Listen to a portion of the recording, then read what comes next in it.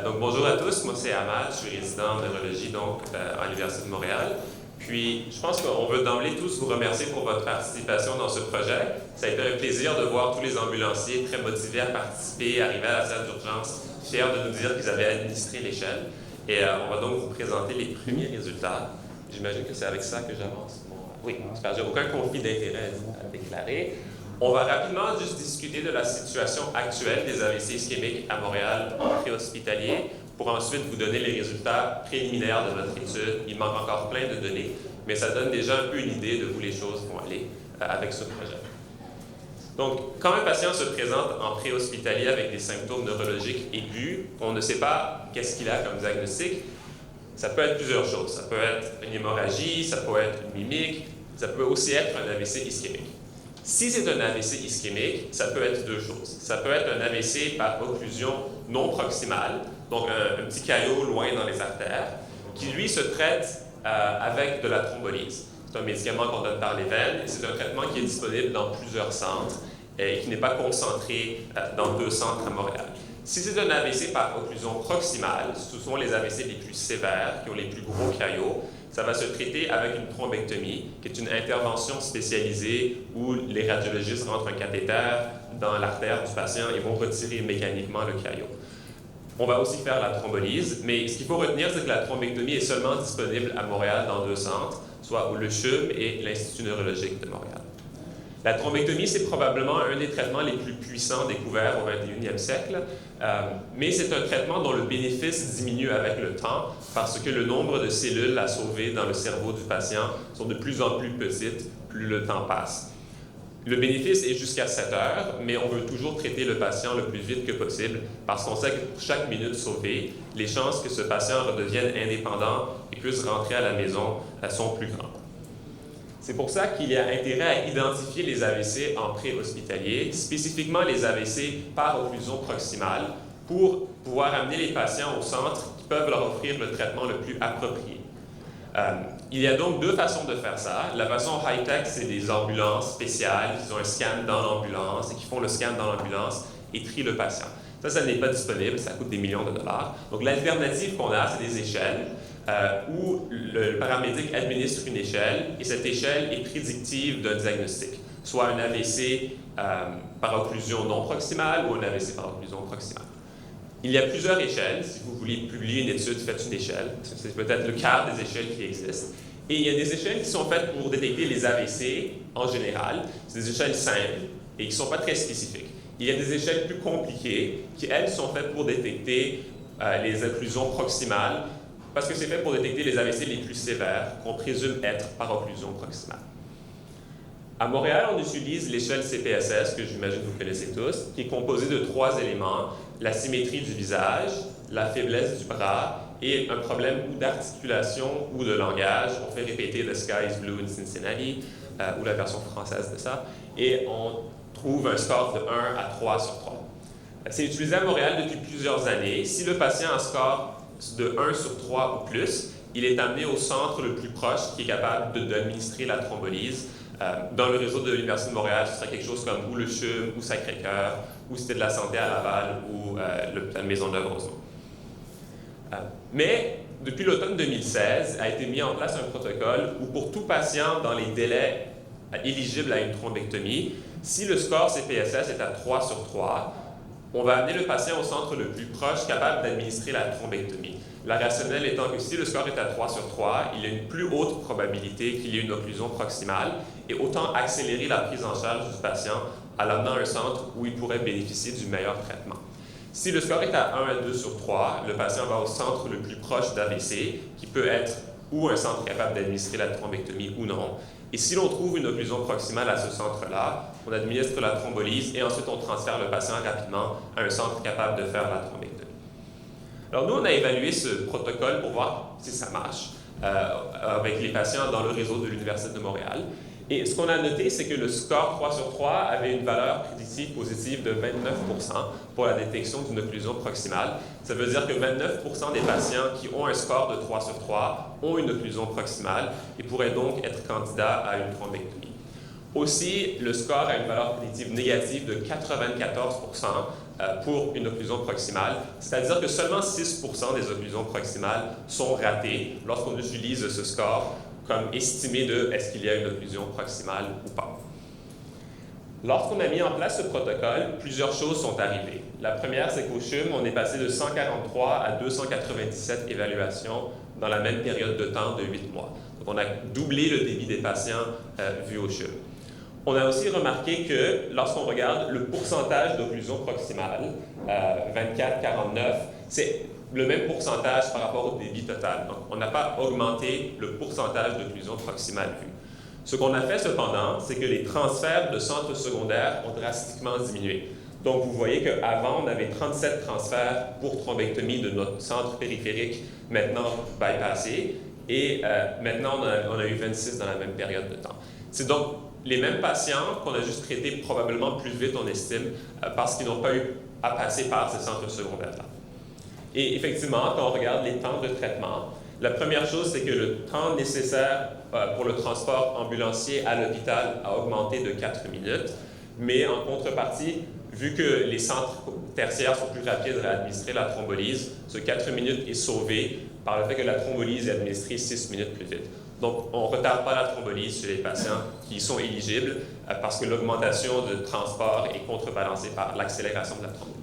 Ce qui est plus intéressant, c'est qu'en moyenne, nos thrombectomies se font 28 minutes plus vite parce qu'un plus grand pourcentage de nos thrombectomies sont des patients qu'on voit d'emblée et pas des transferts de centres secondaires. Et le chiffre à retenir, c'est qu'on sauve en moyenne 90 minutes pour un patient individuel qui, au lieu d'être amené à un centre périphérique, est amené d'emblée dans un centre tertiaire parce qu'on n'a pas besoin de le temps nécessaire à faire la thrombolyse, à appeler l'ambulance, à transporter le patient. Tout se fait plus rapidement. Et ça, pour les patients individuels, ça a des conséquences vraiment importantes. Donc, quand on regarde tous nos patients qui ont eu une thrombectomie, ça c'est le score de Rankin, c'est un score d'échelle fonctionnelle. Ça va de 0 à 6, 0 étant aucun symptôme, aucune séquelle, 6 étant mort, 0 à 2 c'est une bonne issue. Et notre pourcentage de gens avec un score 0 à 2 a augmenté de 8 ce n'est pas statistiquement significatif, mais c'est un signal qu'on améliore probablement les issues pour les patients qui sont traités plus vite, chose qu'on sait déjà.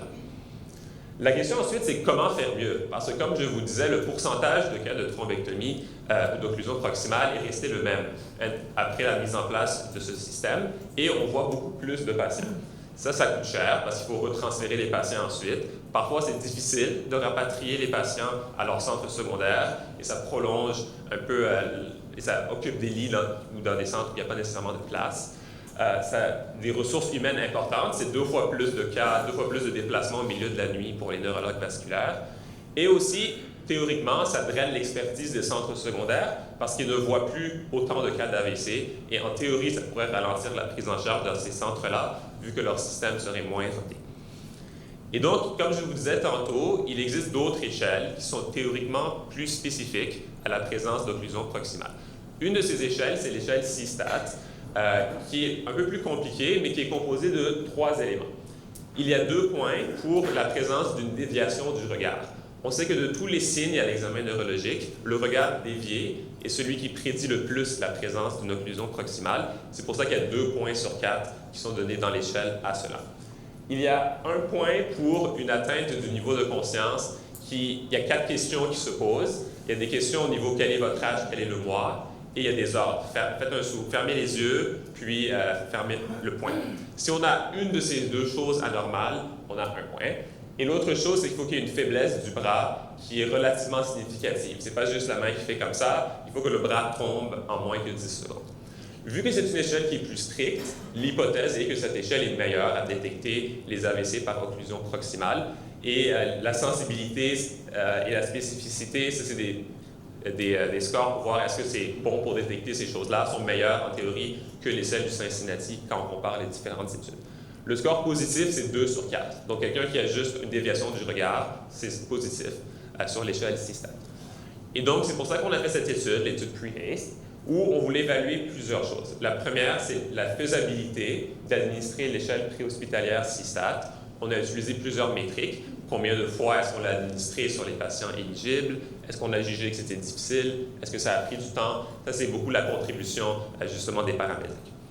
La deuxième chose, c'était évaluer la reproductibilité de l'échelle SISTAT. Est-ce que le SISTAT obtenu par les ambulanciers est le même que le SISTAT obtenu par les neurologues, sachant que des patients fluctuent et que nécessairement il va y avoir des variations. La troisième, c'est déterminer la capacité du SISTAT à détecter les occlusions proximales pour voir est-ce que ce système serait meilleur que le système qu'on a actuellement.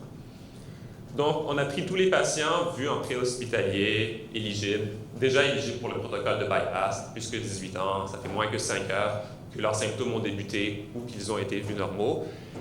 Et on a seulement évalué les patients avec un score de 3 sur 3. Donc, pour être éligible à l'étude, il fallait d'emblée être éligible à un bypass, c'est-à-dire avoir un score Cincinnati de 3 sur 3. Et lorsque l'ambulancier détectait un Cincinnati à 3 sur 3, il appelait la centrale et, via guidance de la centrale, administrait l'échelle SISTAT, répondait aux questions, et ensuite, nous, on recevait ça, puis on analysait tout ça. Les ambulanciers à la centrale ont été formés une demi-journée pour administrer l'échelle SISTAT, et je pense que vous avez reçu une infolettre. Donc, il n'y a pas eu de formation extensive des ambulanciers par rapport à comment administrer cette échelle. Et ce formulaire était rempli ensuite, qui répondait aux questions de l'échelle. Et nous, on collectionnait ces données-là.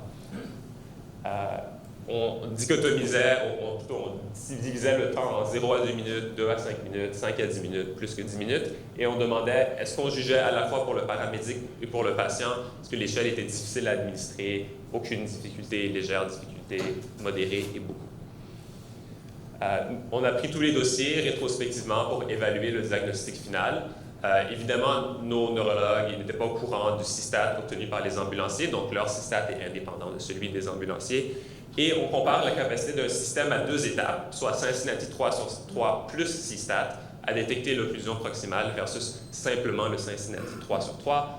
On a défini l'occlusion proximale par une occlusion pour laquelle on peut faire une thrombectomie, parce que c'est un peu ça le but du système de bypass, c'est faire des thrombectomies plus vite.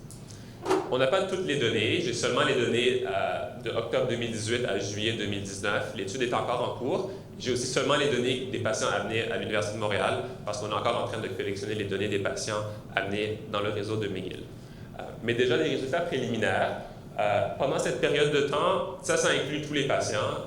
On a obtenu 163 Cincinnati 3 sur 3. Et pour les 163 feuilles de patients avec un Cincinnati 3 sur 3, on avait 144 SISTAT remplis, soit 88 %, c'est un excellent chiffre. 60 % de ces patients, on a retrouvé au CHUM, et l'autre 40 % on présume ont été amenés à McGill parce qu'ils n'ont pas été amenés au CHUM. Le SISTAT n'a pas été rempli pour plusieurs raisons. Souvent, c'était le patient ne collaborait pas, le patient était instable, on n'avait pas le temps, parce que le SISTAT était administré une fois le transport en route vers l'hôpital pour ne pas retarder la prise en charge, ou la centrale n'était pas rejoignable, mais on avait quand même un SISTAT rempli dans la grande majorité des cas.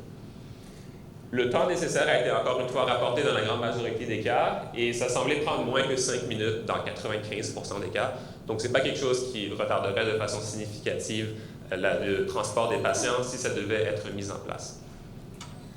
Le niveau de difficulté a été rapporté quand l'échelle a été remplie. Donc, prenant en compte cette nuance, la plupart d'entre vous jugeaient que c'était nullement difficile d'administrer cette échelle avec l'aide de la centrale, 85 %. Donc, pas quelque chose qui nécessite de grande formation. Et quand on prend les cas vus au CHUM, on avait 70 % de nos cas qui étaient SISTAT positifs. Lorsqu'on prenait le SISTAT numérique obtenu par le personnel préhospitalier et on le comparait au SISTAT numérique obtenu par le personnel à l'hôpital, on calcule un score CAPA, qui est un score de concordance entre les deux résultats, qui prend en compte le fait que parfois on est d'accord juste par chance. Et prenant ça en compte, c'est pas particulièrement bon. Le CAPA était à 0.158, ce qui est en fait bas. Donc il y avait de grandes différences dans les SISTAT obtenus préhospitaliers versus les SISTAT obtenus par les neurologues. Mais lorsqu'on dichotomise le score en négatif ou positif, ce qui est plus comme ça qu'on l'applique, on a un CAPA à 0.454, qui est une concordance modérée, prenant en compte qu'une partie des divergences est possiblement en lien avec le fait que les patients s'améliorent dans le transport préhospitalier. Lorsqu'on prend les patients avec SISTAT positif, donc en haut de 2, on avait 18 des 23 occlusions proximales qui avaient un SISTAT positif. Donc, lorsqu'on calcule les valeurs prédictives du SISTAT, on a 31 % des patients SISTAT positifs qui ont une occlusion proximale dans cette population et 80 % des patients qui n'ont pas un SISTAT positif n'ont pas d'occlusion proximale. Je vais le traduire en des chiffres plus simples à comprendre, mais on capte 80% des occlusions proximales qu'on capte actuellement. Donc, on perdrait 22% de nos occlusions proximales si on devait mettre ça en place. C'est quoi les raisons pour lesquelles on n'a pas capté les occlusions proximales? Un des patients, c'est parce qu'il s'est amélioré. Deux des patients, c'était juste parce que le système ne captait pas l'occlusion proximale. Puis deux des patients, ça s'expliquait partiellement par une divergence. Le système était positif selon les neurologues, mais pas positif selon le personnel préhospitalier. Ce qui justifie vraiment l'importance de regarder la concordance du score, parce que c'est vous qui l'administrez et pas nous, pour prendre la décision de faire une redirection. Donc, pour reprendre les chiffres de tantôt, si on devait mettre en place un système basé sur le système positif, on diminuerait le débit des patients de 30% dans les centres tertiaires, mais on raterait 20% des occlusions proximales qu'on capte actuellement. Puis, ça c'est ce qu'on voit actuellement à peu près, 1000 patients par année et 270 occlusions proximales, on passerait à 700 patients avec 216 occlusions proximales. C'est une question de philosophie. Je pense que nous, on veut voir le plus d'occlusions proximales que possible parce que pour le patient individuel, ça a un grand impact de ne pas être amené au bon endroit.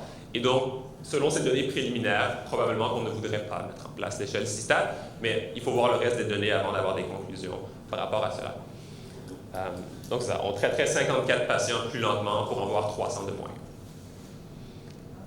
Donc si on résume nos résultats, l'échelle CISTAT, ça prend moins que 5 minutes dans plus de 95% du temps. C'est vraiment facile à administrer, mais la concordance est seulement modérée avec l'évaluation d'un neurologue vasculaire.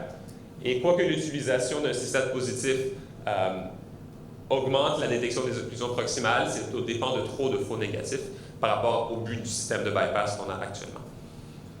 Il nous reste encore plusieurs choses à faire, donc il reste la grande majorité des données de McGill. On veut aussi regarder tous les patients CPSS 3 sur 3, parce qu'il est possible qu'il y en ait pour lesquels il n'y a aucune feuille, donc juste pour être sûr que c'est vraiment 90% des cas qu'on ait captés. Donc ça, c'est la liste des patients qui veulent venir d'urgence santé. On veut aussi regarder les CPSS 1 à 2 sur 3 qui sont CISTAT positifs. C'est très peu probable qu'on va capter des occlusions proximales CPSS 1 à 2 sur 3, juste parce que tantôt on a vu déjà que c'est 94% des patients qui n'ont pas d'occlusion proximale. Mais juste pour compléter les données, on va regarder ces patients-là que nous on reçoit déjà et on continue à collecter les données. On a été rendu à presque 200 maintenant. Merci à vous tous. Sans vous, ce projet n'aurait pas lieu. Puis votre collaboration a été précieuse. Merci aussi au personnel d'urgence santé qui ont mis en place le projet, à Dr Joya et tous les neurologues vasculaires, aux autres résidents qui ont participé au projet et à l'équipe de McGill avec laquelle on va bientôt collaborer. Avez-vous des questions?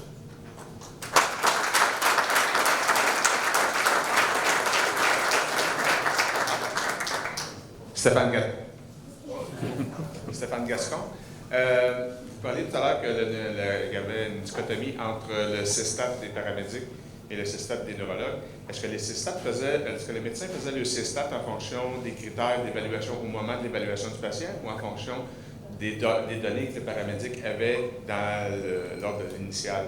Non, c'est en fonction de l'évaluation au moment où le patient arrive à l'urgence, ce qui explique nécessairement une partie des divergences. Ce qu'on va faire, c'est qu'on va regarder pour le CPSS, c'est quoi les divergences aussi, juste pour voir. Parce que si les divergences sont plus grandes avec le CISTAT que le CPSS, ça ne s'explique pas par juste des fluctuations, ça s'explique par l'échelle en tant que telle. Mais c'est des données qu'on n'a pas encore calculées. Oui.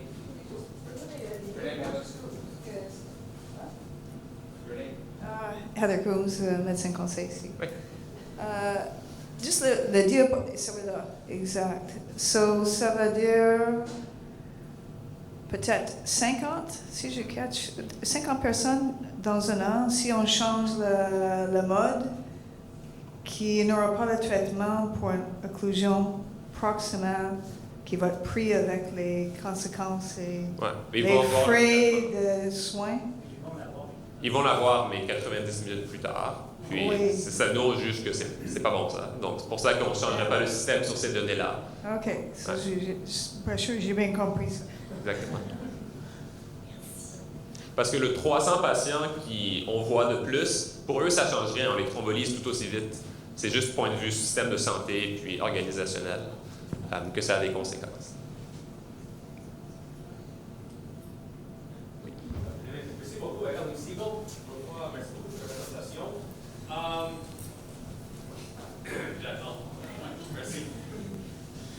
Avez-vous envisagé de construire une analyse de fonction d'efficacité des récepteurs, ça veut dire une courbe de ROC, Receiver Operating Curve, d'une combinaison de CPSS et CSTAT pour voir si certaines combinations sont plus informatives? Oui. Ça assume qu'on peut calculer des sensibilités et spécificités sur ces patients. Ouais.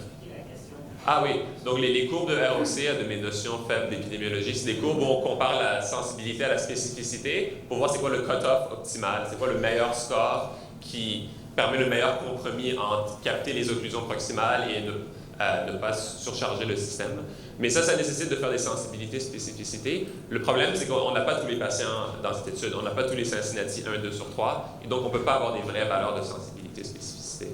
Donc si on le fait, c'est sous cette limite.